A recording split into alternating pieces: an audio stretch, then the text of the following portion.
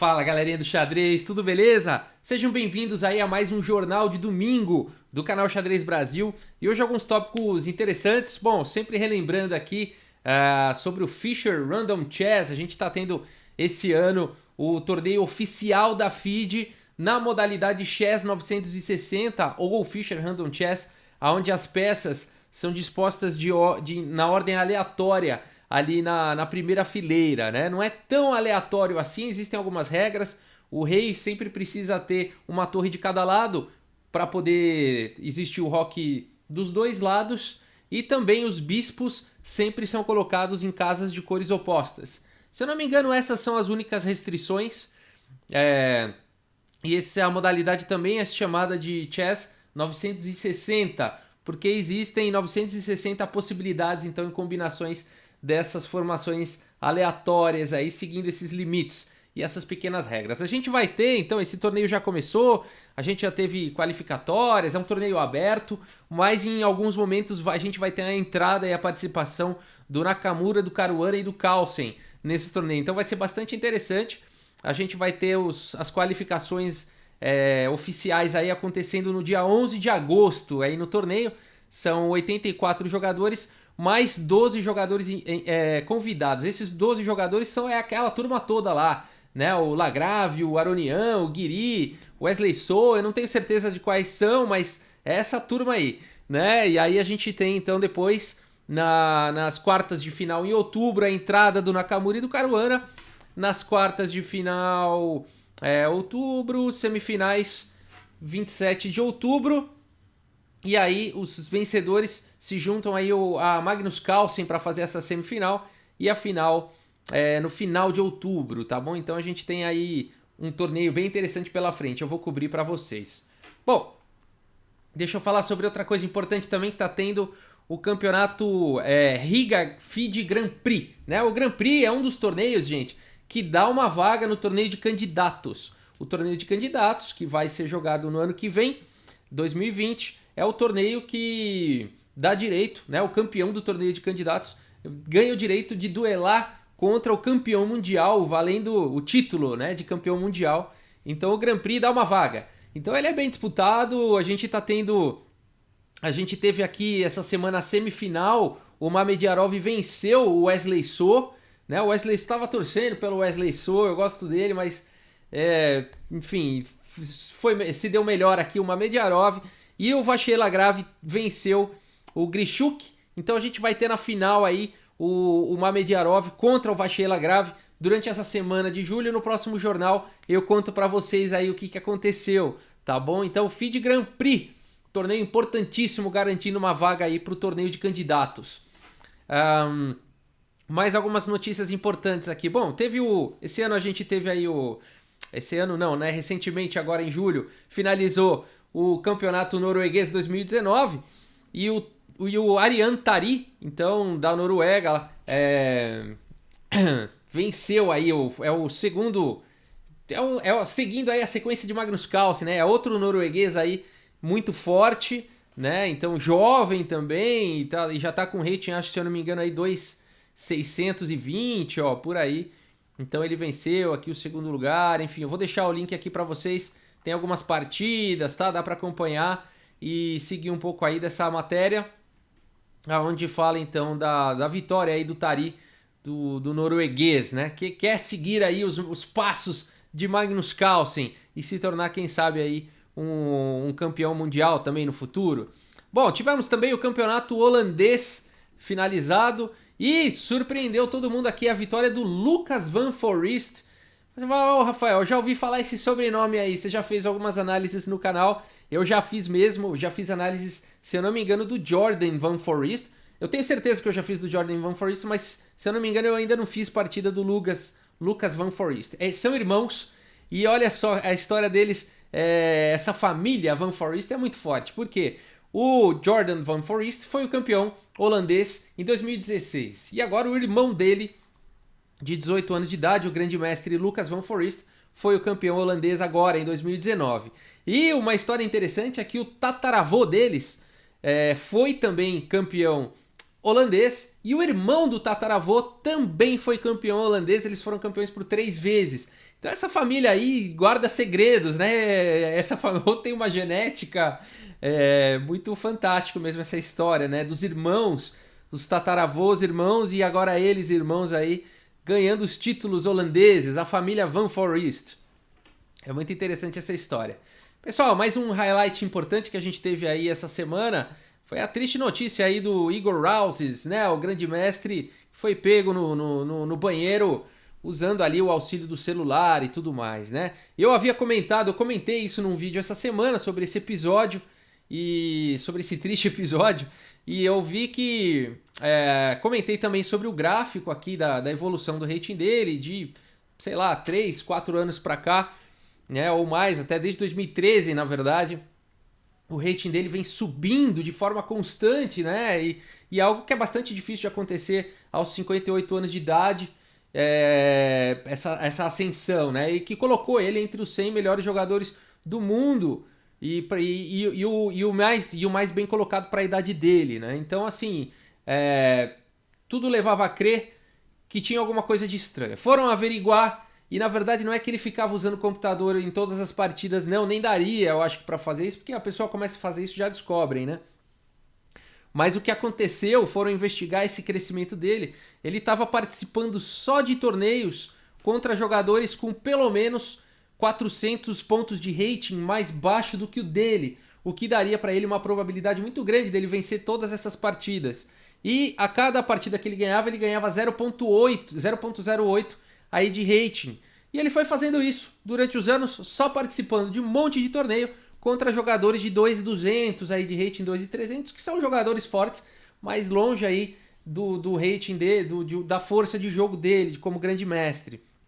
Então, nisso ele foi crescendo o rating, selecionando os adversários com rating mais baixo, os torneios com rating mais baixo. É feio, né? Muito feio isso. E aí o que aconteceu? Quando ele entrou num torneio com gente aí mais forte, né? Do nível dele, ia ficar chato ele perder todas, né? Com gente ali de 2.700, próximo de 2.700, 2.600, 2.700. Não era o rating real dele, que deve ser ali em torno de 2.400, 2.500. Então, ele teve que sustentar a mentira dele. Olha que coisa complicada, né? Uma mentira, sustentar uma mentira, olha o trabalho que dá, né? É chato, né? E aí teve que ir lá e foi lá usar o computador, e aí pegaram, né? Ao fim da mentira, né? Mas essa história levanta vários pontos importantes aí pro xadrez, né? Será que é bom separar aí categorias de rating, proibir um cara de 2.600, 2.700 jogar contra jogador de 2.200? Parece que a FIDE já tá vendo aí para limitar a distância de rating para 400, 300, 400 pontos. Estão estudando isso. Estão estudando a parte de alguma regulamentação para a pessoa que fica indo toda hora no banheiro, né? Será que alguém com detector de metais? Será que ir acompanhado com alguém no banheiro? O que vai ser feito em relação a isso? Alguma coisa tem que ser feita. Então esse assunto foi importantíssimo. Devemos agradecer aqui o grande mestre Igor Rouses, tanto pelo mau exemplo, para que nenhum de nós repita, né? Então, como é feio ver, né, que acontece. Então, obrigado pelo mau exemplo e obrigado por tudo que esse assunto aí tá sendo suscitado aí no meio enxadrístico, né? Bom, eu quero comentar aqui um pouquinho sobre a academia também. Todo jornal eu gosto de mostrar alguma coisa. Então, a Academia Online Xadrez Brasil tá aí para auxiliar as pessoas que querem estudar, que querem aprender. E ela tem um formato bastante interessante aqui. Deixa eu colocar aqui uma partida de finais aqui. Eu vou colocar num curso de finais para a gente dar uma olhadinha como é que funciona, como é que é o formato aí da academia, como é que são esses cursos, né? Então vou colocar aqui no finais, temos finais com peão todo básico. Então para quem está começando a estudar finais, aí vai ter todos os finais com rei e mais um peão. E aí para quem já estudou, aqui acho que são 25 aulas, né, básicas. E aí a gente tem um intermediário aqui já com 42 aulas. Vamos dar uma olhada aqui nesse curso intermediário e vamos escolher uma aula aqui para mostrar para vocês como é que funciona a academia. Bom, aqui então a gente está na página principal do curso, existem várias aulas aqui. Eu vou pegar alguma mais aqui para frente, vamos ver peões avançados, peão passado distante, saída criativa. Vamos pegar o peão passado distante. O ideal é, claro, para quem for fazer o curso, ir seguindo a sequência, né? mas aqui eu vou pegar algum só para ilustrar para vocês. Então essa é a tela aqui da aula, e a gente vai sempre ter uma posição, que é a posição da aula, e toda uma explicação, né? Os textos aqui. Então, apesar do fato de que o jogador de brancas tem um peão a menos, olha só que legal esse final, rei 2 peões contra rei 3 peões, ele ainda vence, né? Então a gente tem uma situação legal aqui de um peão parando 3 praticamente, mas o grande tema dessa aula é que esse peão aqui da coluna B, ele é um peão passado distante, né? Então ele vai acabar atraindo o rei das negras, e o rei branco vai tentar infiltrar então na posição ali na ala do rei, né, para tentar vencer. Então aqui o jogador de brancas tem duas grandes vantagens nessa posição. Ele tem um peão passado distante e o seu peão na ala do rei segura 3 peões pretos. E aí a gente vai lá, a gente vai dando ok. E esse final então ilustra um tema muito importante, o peão passado distante. E agora você tem que achar seu lance, né? Eu vou fazer um lance qualquer aqui, vou fazer um lance errado, ó, rei E2. Você devia estar tentando avançar o seu rei para a fraqueza aí das negras, né? Para as fraquezas das negras. Então, você tem um feedback, né? Eu vou tentar avançar o peão, que não deve ser o lance certo. Provavelmente o lance certo é rei D4, né? Mas só para mostrar que ele ensina, ó. B5 avança o peão antes que seu rei esteja bem colocado, né? Então, depois de rei C5, rei E4, rei toma B5, o branco só empata, mantendo a posição do rei preto com rei D5 e tal. Se tiver complicado de seguir tudo na imaginação, você pode clicar aqui em abrir tabuleiro auxiliar, ele vai abrir um tabuleiro nessa posição e você vai mexendo as peças para ir acompanhando o texto, tá bom?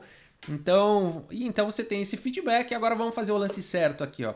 O rei D4 é razoável, mas aqui prefere o outro movimento de rei. Então fica uma alternativa. Rei E4. Centraliza o rei e prepara uma invasão na ala do rei. Legal, vamos ver o que as pretas vão jogar. Jogou rei E6, ó. Tenta se opor aqui ao rei branco. Se jogasse F5, então G toma F6 en passant. Rei E6, B5. Então aí as brancas teriam 2 peões passados dos dois lados. E ia ficar subindo um de cada vez ali. O rei preto não ia conseguir segurar os dois, né? Mais uma vez, precisou, abre o tabuleiro auxiliar. E vamos continuar. Bom, o rei aqui se opôs, tá tentando paralisar o meu rei. Eu vou subir com o peão distante. Esse é o tema da aula, né? Tentar desviar o rei e para eu poder entrar com o meu rei na ala do rei. Então vamos lá. B5 usa o peão passado para desviar o rei preto da ala do rei. Legal. Aí o rei vai tentando encostar. E aqui, se eu avançar de novo, né, eu acho que até seria um lance possível. Mas eu prefiro ganhar a oposição mais uma vez, ganhar alguns tempos aí. Vamos lá. Eu vou fazer o lance do avanço. Ó, é um lance alternativo, ó, também ganha. Mas apenas por um tempo. Nós preferimos forçar o rei das negras a uma posição pior antes de desistir do peão B. Então vamos melhorar aqui a posição do rei, ó. Ganhou posição, ganha mais espaço, vai ter que fazer o rei se mover mais uma vez. E agora sim, agora é a hora certa. O meu rei quer infiltrar na ala do rei. O rei dele não está permitindo. Eu vou ter que sacrificar então o peão aqui da ala da dama. E a gente chama esse peão passado distante de boi de piranha. Você é aquele boi que a turma punha na frente para atrair as piranhas, para poder passar o resto da boiada, né? Então esse peão passado distante muitas vezes é chamado de boi de piranha, né? Ele é o boi que vai ser sacrificado aqui, né? Então B6, então trazendo aí o rei... Opa, B6 não gostou. Ah, é lance alternativa. Ganha por um tempo, tal, preferimos melhorar a posição do nosso rei. Ah, tá bom, beleza. Seria uma possibilidade, mas aqui a aula ensina de forma instrutiva aí melhorando cada vez mais aí a posição do rei, condenando o rei das negras para uma posição pior. Vamos então melhorar aí a posição do rei, seguindo aqui rei D5 move-se em direção à ala do rei. E agora rei C7 é passivo e tal. Eu acho que rei E5 aqui já, vamos ver. Correto, legal. Vamos tentando nos infiltrar. E agora então o peão da coluna B vai ser sacrificado, né? E vamos então com o rei aqui. E aí agora é só fazer a limpa, né? Então funcionou. O nosso peão passado distante aí chamou a atenção do rei adversário. Ele tá tentando encostar agora no meu rei. Ele tá tentando retornar aí a tempo. Mas aqui, ó, rei toma H7, ganha o peão H e vai tomar o peão G em seguida. E o jogador de negras abandona. Depois de rei E7, por exemplo, o rei vai vir para H7 de novo, segurando aí as casas G6, G7 e G8. Esse peão vai ser promovido. Tá? Então, parabéns, mais um exercício concluído. Você conclui a aula e vai para a próxima, e assim você vai estudando finais, né? Vai pegando esses temas e vai aprendendo. Legal, gente. Vamos agora falar aqui da partida do inscrito. Na semana passada a gente teve o sorteio, né? Quem ganhou aqui foi o Márcio Fraga da Rocha. Então a gente sorteou uma partida de um inscrito para fazer a análise aí no jornal. E vamos dar uma olhada, ele mandou essa partida aqui que é bastante interessante, abertura escocesa. Aqui o Márcio Fraga tá de brancas, o adversário dele eu não tenho o nome, ele tá de negras, o adversário, vamos chamar de adversário. E aqui então o Márcio começa com E4, temos E5, cavalo F3, cavalo C6 e aqui D4, a abertura escocesa. D6 é uma defesa, é uma resposta passiva, a defesa escocesa é possível jogar isso. Mas, enfim, se coloca... Já bloqueia aqui o bispo de casas escuras, né? Já fica numa posição aí se defendendo. É um pouco passivo. Talvez uma alternativa aqui seja realmente capturar aqui ou com o peão ou mesmo com o cavalo. São duas linhas possíveis aqui na escocesa, né? Mas D6 foi jogado, tudo bem. Cavalo C3 e aqui F6. Mais um erro aí de princípio de abertura, né? Abrindo bastante aqui o rei. Não está desenvolvendo as peças, né? Tá negligenciando aí o desenvolvimento das peças, está mexendo apenas com peões, praticamente só desenvolveu uma peça, as brancas já desenvolveram duas, né? Já estão muito bem no centro, então as pretas jogando de forma passiva por enquanto. D toma em E5, F toma em E5 e aqui o lance H3 foi jogado, dificultando aqui o desenvolvimento do bispo. Bispo em E6, bispo B5 desenvolvendo peça, aqui o Márcio está jogando certinho, né? Jogou no centro, está desenvolvendo as peças. Dama D7 e agora cavalo aqui em D5, ocupando uma casa central com o cavalo, grande roque e roque. Temos aí roques de lados opostos, a partida segue com A6 atacando o bispo em A4, B5, o bispo está atacado mais uma vez, o bispo aqui em B3 e cavalo em A5. Veja como as negras não estão prestando atenção aqui no desenvolvimento das demais peças, né? Estão partindo para ataques desesperados, sem um preparo antes das peças e tudo mais, então já enfraqueceu bastante aqui a ala também, onde está o próprio rei. Todas essas coisas trazem ataques de curto prazo, mas vão custar caro a longo prazo, né? Então tem que tomar cuidado com esses ataques de curto prazo, com essa ansiedade de querer vencer logo, de ganhar material, que é muito comum nos jogadores fazerem isso na abertura, e é necessário um pouco mais de amadurecimento para você pensar primeiro no desenvolvimento das peças, né? A tranquilidade ali de escolher a posição das peças. O xadrez é um jogo de paciência, né? E quem não tem muita paciência costuma ser castigado. A partida aqui segue com o bispo em E3. E agora a prova da ansiedade aqui e da falta de paciência do adversário do Márcio, muito comum em todos os jogadores. Quem nunca jogou dessa forma que atire a primeira pedra? Eu me lembro de quando eu jogava da forma que o adversário do Márcio está jogando, e ele continua agora com o bispo toma em H3, né? Querendo partir para um sacrifício e para um ataque aqui ao rei adversário. E aí a gente tem um princípio interessante para ilustrar aqui, tá? Toda vez que você quiser fazer um ataque, você não pode fazer isso com uma peça só. No caso aqui, a dama que vai entrar e vai querer atacar aqui o rei, né? Porque esse cavalo está longe do ataque, a torre está longe do ataque, tem peças não desenvolvidas ainda, então você tem que desenvolver suas peças antes de começar um ataque, senão você não vai ter gasolina suficiente para chegar no seu destino. A partida segue aqui com G toma em H3, dama toma em H3, e aí, enfim, tá tudo certo aqui, não existe nenhuma ameaça. E aqui o Márcio vai para uma ideia muito interessante nessa posição, que eu queria, para mim, é o highlight aí da partida, é o grande momento da partida, que é esse lance de cavalo toma em C7, jogado aqui pelo Márcio, sacrificando, devolvendo aí a peça, mas com isso abrindo aqui a possibilidade desse bispo jogar e já visualizando um combo aqui interessante com cavalo G5 e cavalo E6. Muito legal a visão do Márcio aqui nessa partida.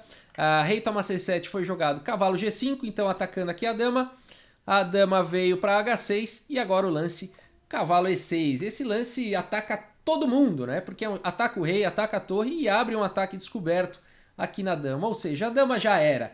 A partida ainda segue com dama toma em E6, pelo menos capturando aí uma peça, bispo toma em E6 e aqui então o Márcio já tá ganho, eles continuam jogando, eu vou mostrar o resto da partida, mas foi bom para ilustrar até aqui, que é o momento onde ele já tá ganho, como não deu certo, né, esse ataque das negras, um ataque desesperado, que começou com A6, B5, cavalo A5 e depois um sacrifício em H3, negligenciando aí o desenvolvimento das peças. Eu acho que é isso que essa partida pode trazer para todos nós aí como ensinamento, e por isso foi interessante aí a partida do Márcio.